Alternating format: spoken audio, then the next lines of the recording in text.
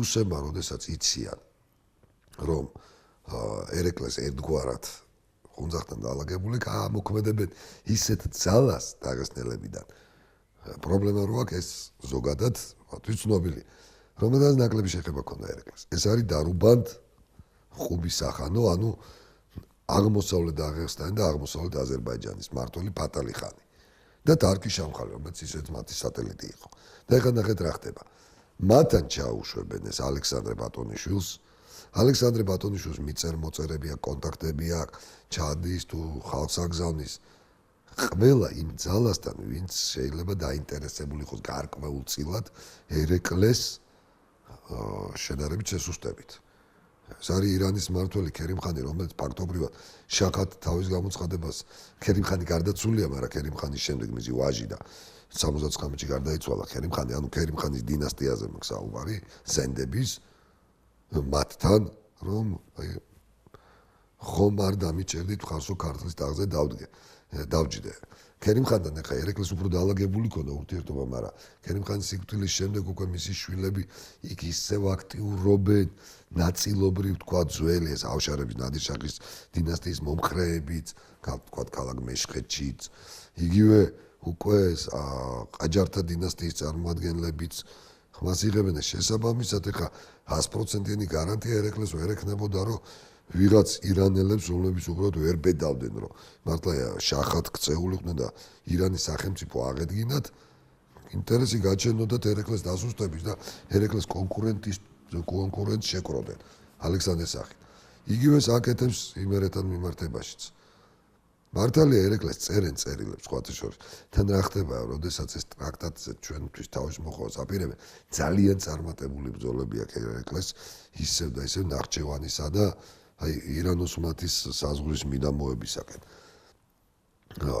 არაქსი გადალახული აქვს ძალიან ხშირად ეწევა იქ მაშინ ბრძოლებს ანუ მის მიზანი არა თქო უნდა მესხის დაბრუნება და იმ პერიოდში ხდება ეს შანტაჟები მის მიმართ ეს ყველაფერი ეს მოქმედებები 1792-ში ხა ერეკლე მიცის რომ სოლომონი შეიძლება ნაწყენი იყოს მასზე მარტივ მიზეზის გამო რომ ოსმალეთმა დასავლეთ საქართველოს იურიდიულად ერეკლეს ფაქტობრივად დაუთმო სოლომონს მართალია პირდაპირ მემკვიდრე კანონიერი ვერ ყავს იმიტომ რომ მის შვილიშვილი უკანონო ჩობილია სოლომონის ისედაც ყველაზე ახლო მემკვიდრე ერეკლეს შვილიშვილია დავით არჩილიზე ანუ იგივე შემდგომ სოლომონ მეორე რო გახდება მაგრამ 20 წელი პატარაა თითქმის სოლომონი 17 წელი პატარაა ერეკლეზე და აქედან გამომდინარე რომ ეხა მას დაუთმეს ერთგვარი შეიძლება უკმაყოფილება კონდეს და დაწყენი იყოს და აქედან გამომდინარე რა თქმა უნდა შეიძლება არსებობდეს იმისი ალბათობა რომ სოლომონიც ერეკლეს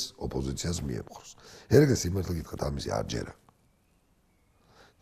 ორი თვე დაჭირდა ერეკლეს ოჯახს ერეკლეს ოჯახში ჩანერგილ რუსეთის აგენტ იაკობ რეინექს რომელიც ოფიციალურად გადაბირებული ყავდა და ეს რუსული დოკუმენტები დუბროვიდან ბურნოშოვიდან ჩასო პოციუმკის ის ნაკიდი ყავდა და მისთვის სასურველი ასე ვთქვათ აზრებისაკენ პოზიციისაკენ რომ მოეტრიალებინათ ერეკლეს ოჯახის წევრები და ერეკლეზე ზეგავლენა განეხორციელებინათ ამისთვის ყავდათ რეინექსი აქ ჩანერგილი თვითონ დარეჯანის სასახლეში და ერეკლეს შვილებთან და მიუხედავად ამისა ორ თვეზე მეთხას ერეკლეს ეუნებია რომ აი იმერეთის დაგვაპირისპირდეს ირანის ხო ხედავთ ფათალი ხანთან ანუ აღმოსავლეთ აზერბაიჯან დაღესტნის მმართველთან არიან ეს ალექსანდრე ბატონიშვილი და შენი პერსონალური მტერი ალექსანდრე ანლახვა რომელიც ადრე შეთქმულებისთვის დაჟილი ყავდა ერეკლეს და ბოლოს როგორც იქნა აიძულეს ეს პირდაპირ ზეწოლა სპეცსამსახურის მიერ განხორციელებული ერეკლეს ეთხოვა რუსეთის ფარველობაში შესვლა იმიტომ რომ მას გამოცდილება რო ქონდა ტოტლებენის და მაშინ უარის კარგად იცის რომ არაფერს სასიკეთოს რუსეთი მას არ უკადის და შესაბამისად კარგად იცის რომ რაღაცა ავანტიურასთან არის აქ ძალიან ბევრს უყვარს ერეკლეს წარმოსახვა ისე რომ ვითომ საერთაშორისო პოლიტიკაში ვერ ერკვევა ადამიანის ცნობა არ იცის მაგრამ თუ კაცი შეხედავს და გაანალიზებს ბურნაშოვის მონათხრობს გილდეშტეტის მონათხრობს იგივე ტოტლებენის წერილებს მიხვდებით რომ საკმაო ძალიან ჭკვიანია შეიძლება თქვათ რომ აი ეს აზიურ აღმოსავლური მზაკრობაც კი აქვს იმიტომ რომ ის რაღაცებს როცა ვიღაცას თხოვს, მაინც და მაინც იმას კი არ თხოვს, ასაც იქ წერს. არამედ საქართველოსთვის, ქვეყნისთვის უნდა ხერის მოტანა და შესაბამისად გაცილებით ღრმა არის ვიდრე გონიან.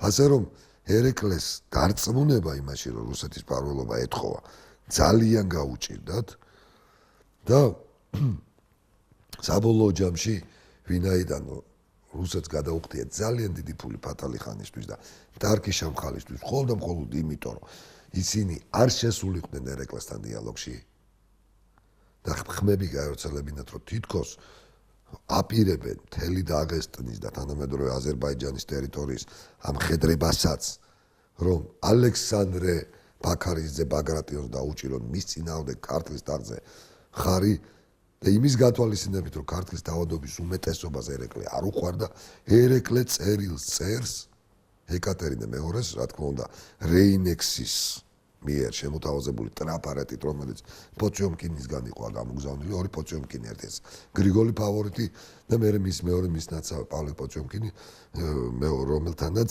ყოველდღიური ასე ვთქვათ ურთიერთობები იყო და რა არის ამ წერილში. ერეკლე უნდა რომ მე ყველა ომი მოგებული მაქვს. მე კავკასიის, აღმიერ კავკასიის და ზოგადად კავკასიის უდიდეს ნაწილს ვანეიტრალებ. და მე არაფერი არ მჭირდება.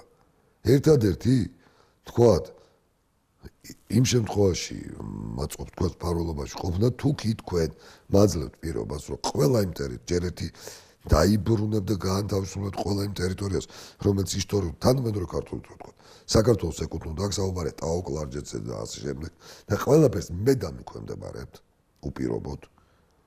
მეორე მომაცილებთ აი ამ ჩემს ცუციტყვებს წერს იქ თავის ბიძაშვილს, რომელიც სამეფოში თქვათ გადატრიალებას და არეულობას მიპირებს. მთავარი ამოსავალი წერტილი არის ალექსანდრე ბატონიშვილის მოცილება. რაც შეეხება ჯარს, თუ მაინც და მაინც შემოიყვანთ, უკვე აღარ აგდობა ამ ჯარის. მიზერავ საკვებით მეუზუნოყოფდა სადგომითო, მაგრამ ხელფასი თქვენ უნდა გადაუხადოთ, იმიტომ რომ მე დაქირეებული ვიყავს დაღესტნელების ჯარებიო, ასე ვჭიროთ კავკასიელები და ეხლა რუსებისთვის გადასახდელი ფული ნამდვილად არ მექნება. აი ეს არის ერეკლეს სათხოვარი. ამას მოძებს ტრაქტატი, რომელიც ტრაქტატში რა თქმა უნდა ჩადო რუსეთის სპეცსამსახურმა საიმპერატორო კარმა მერვე არტიკული რომის თანახმადაც გააჩინეს შესაძლებლობა, რომ ხვალეს უკანონოდ ავტოკეფალია გაეუქმებინათ, იმიტომ რომ სინოდის წევრად შეყავთ ჩვენი კათოლიკოსი და შეიძლება ყოველ კათოლიკოსის ნაცვლად არქიეპისკოპოსი იყოს, ესეთები ჩაწერილია მერვე არტიკულში. საგარეო ურთიერთობებში ერეკლეს ეზღუდება ინდივიდუალურად მოქმედების უფლება, ანუ ირღვევა ერეკლეს ტრაქტატი ბრიტანეთთან და ოსმალეთთან. სხვა ყველაფერს შიგნით საქართველოს დამოუკიდებელია. და აქ შემოდინო ეს ხელი ეწერება გეორგიევსკში გადის, გაყავთ რუსებს ალექსანდრე ბატონიშვილი და ალექსანდრე ამილახვარი და ნახეთ რა ხდება. ამის შემდეგ ხდება ესეთი რა ახალციხის ფაშის მოწოდებით პირდაპირ, რომელიც როგორც ვთქვით, ირანის უმაღლესი მთავარსარდალია საერთოდ აღმოსავლეთში, ანუ ირანისა თუ საქართველოს ოსმალეთის მთავარსარდალია აღმოსავლეთში, ანუ ირანისა თუ კავკასიის მიმართულებით, ისე და ესე ამ სულეიმან ფაშის პირდაპირ ბრძანები და მოწოდებით დასავლეთ დაღესტნის მმართველი ომარ ხანი, რომლის მამაც ბევრჯერ ყავდა განადგურებული და ასე ვთქვათ, ძირსდაცემული ერეკლეს იწყებს ლაშქრობას ერეკლეს წინააღმდეგ. აქ დგას რუსული შენაერთი ვინმე ბურნაშევის მეთაურობით.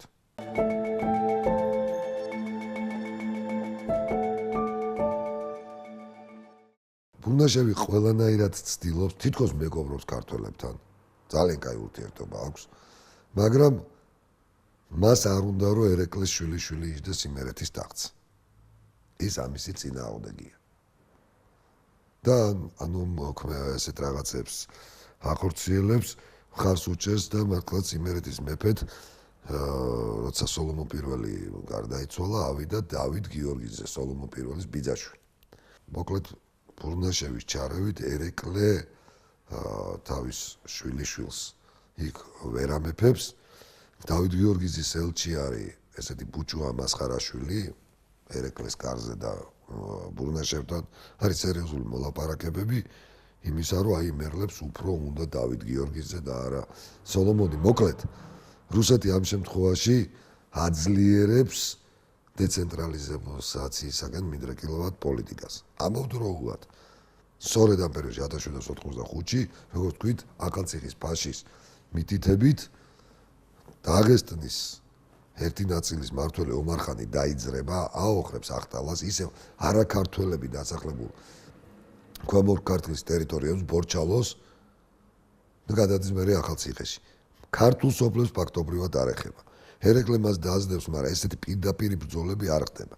და აქედან იწყებს ერეკლე უკვე წერილების წერას რუსეთში, რომ მე მჭირდება ჩემს დაქონდებარებაში დამატებითი სამხედრო ძალა, იმიტომ რომ მე ვიბრძვი ირანის წინააღმდეგ, რაც თქვენ ნახავთ, ოსმალეთის წინააღმდეგ. და ეხლა არის დაღესტანი, რომელსაც მე ვერ უკლავდებიო, იმიტომ რომ ოსმალეთი და ირანი თუ პირდაპირ ფრონტი თქვა ბრძოლის ვალზე გამოდის, ესენიო მთებიდანო ჩამოდიანო პარტიზანულად იბრძვიან, გაშლველზე არ გამოდიან, მოკლედ უფრო აწიოკებას ეწევიან და აქ დამატებითი ძალები მჭირდება, ჩარევა საჭირო. რა თქმა უნდა, რუსები თავს იკავებენ ჯარის გამოგზავნაზე. აქ არის გარკვეული მიწა-მოწერა, აი ომარ ხანსა და ერეკლეს შორის, აი ხო ნახე, რომ რუსები არანაირად აქტიურ მოქმედებებზე არ გადადიან. ასე იყო თუ ისე, ხლა იმერეთის პოლიტიკაში ხელს უშლის მურნაშევი ერეკლეს ომარ ხანთან არ დაეხმარა და ირანის მიმართულებით მაინც გამოვიყენდა და მიდის ერეკლე ისევ ახორციელებს შეტევას თანამედროვე სომხეთის მიმართულებიდან ნახჭევანისკენ და აი ამ დროს 1785 წელი დგება ისევ აქტიურდება ომარ ხანი, მაგრამ რუსეთი ჩაერთო მორიგ რუსეთ-ოსმალეთის ომში 87-91-ის და გაყავთ ჯარი. და აქ არის ძალიან საინტერესო წერილი ერეკლე მეორესი რუსეთის იმპერატრიცისთან. პრორუსული ადამიანები ამას პირდაპირ გებულობენ თითქოს და ისე უნდათ ახსნან, რომ აი რაც სულ დღეში იყო თქვა ერეკლე მეორე, მაგრამ მოდით სხვა კუთხით შევხედოთ, რაც წერია იქ. ერეკლე უნება მე თქვენი გულისთვისო გადავიმტერეო ირანიც, ჩრდილოეთ კავკასიას და დაღესტანიც, ჩემი მეზობლებიც და ნათესავებიც და ოსმალეთიც.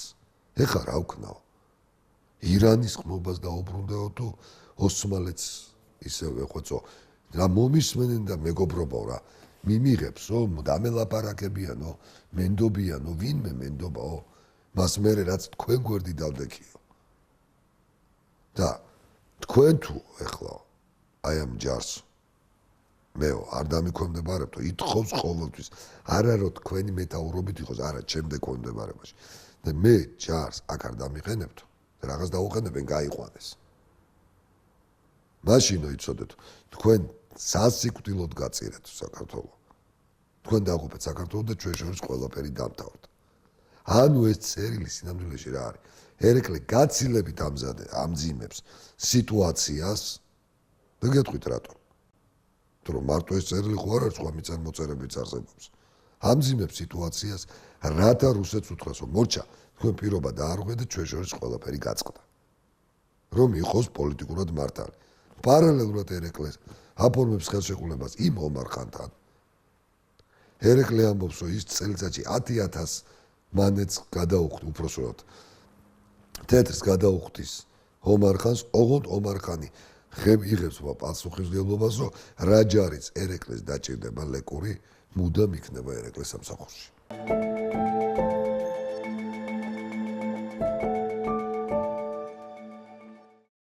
ერეკლე მეორე ამ დროს აფორმებს ხელშეკრულებას აღმოსავლეთ აზერბაიჯანსა და დაღესტანის მმართველ ფათალი ხანთან, რომ ისინი თანამედროვე აზერბაიჯანის ტერიტორიას და ჩრდილოეთ ირანს შუაზე გაიყოფენ და იქნებიან სრული მოკავშირეები და ძმადნაფიცები.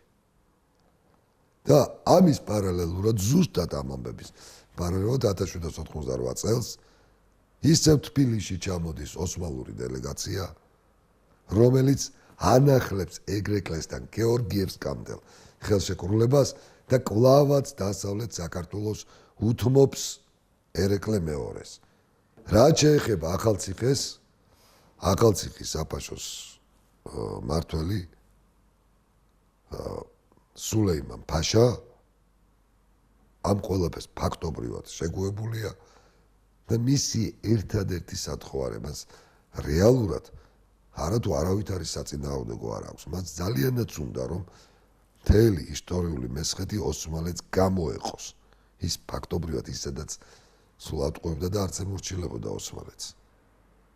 მას უნდა რომ გამოეყოს ოსმალეთს, მაგრამ მას სურს რომ იმ ქრისტიანულ სახელმწიფოში სადაც შეიძლება აღმოჩნდეს ახალციხის საფაშო წოდებული სამცხე საათაბაგო, ათაბაგის ტახტი ისევ მის ოჯახს ეკავოს. ეს არის და ეს მოკლედ შიგნით თუ არ ჩავთვლით ბრიტანეთ საქართველოს ტრაქტატს, ყველა ურთიერთობა ერეკლეს ისევ აღდგენილი ჰქონდა, რუსები აქედან უსინდისოდ იყვნენ წასულები, სამაგიეროდ აღდგენილი არის სამოკავშირეო და მეგობრული ურთიერთობები დაღესტნელებთან, როგორც დასავლეთ დაღესტანთან, ისე აღმოსავლეთ დაღესტანთან აღდგენილია მეგობრული ურთიერთობები ოსმალეთთან.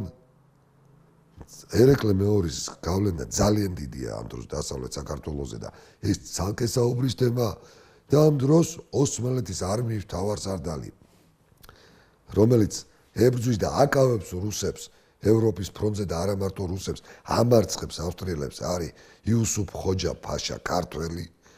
ოსმალეთის იმპერიის ნომერ პირველი გამკარგავი ადამიანი არის გურჯუ გიზელი, ანუ ზეთუნახავი ქართველი და მისი ქართულენოვანი ვაჟი სელიმ მესამე სულთანი და ხალიფა სრულად ოსმალეთისა. ხოლო ეგვიპტეს სირიას მართავს იბრაჰიმ ბექსინჯიკაშვილი და მურად ბეგი ერაყს მართავენ ქართველები და ფაქტობრივად დიდებული წამია დამდგარი იმისა, რომ საქართველო არათუ გაერთიანდეს, არამედ დაიქუხოს მსოფლიო ასპარეზზე, მაგრამ სამწუხაროდ აქ შეერთვება შიდა ოჯახური, შიდა ქართული პრობლემები მოურჩენელი, საუკუნოვნად მოურჩენელი და სამუდამოდ თითქოს და სამწუხაროდ მოურჩენელი პრობლემები, რომელიც 1799 წლიდან აბსოლუტურად სავალალო დამღუპველი გზით წაიყვანს ჩვენი ქვეყნის ბედს. და ამ სავალალო გზაში ყველაზე დიდი დამნაშავე ჩვენი ქართველების გაუტანლობა და ერთმანეთის სიძულვილი და ერთდაიმავე ოჯახში თავგადაკლული პირველობისათვის სწრაფვა იყო. აი ეს პრობლემები დაიწყება 1799 წელს და ამ საკითხებზე შემდეგ გადაცემაში ვისაუბრებთ.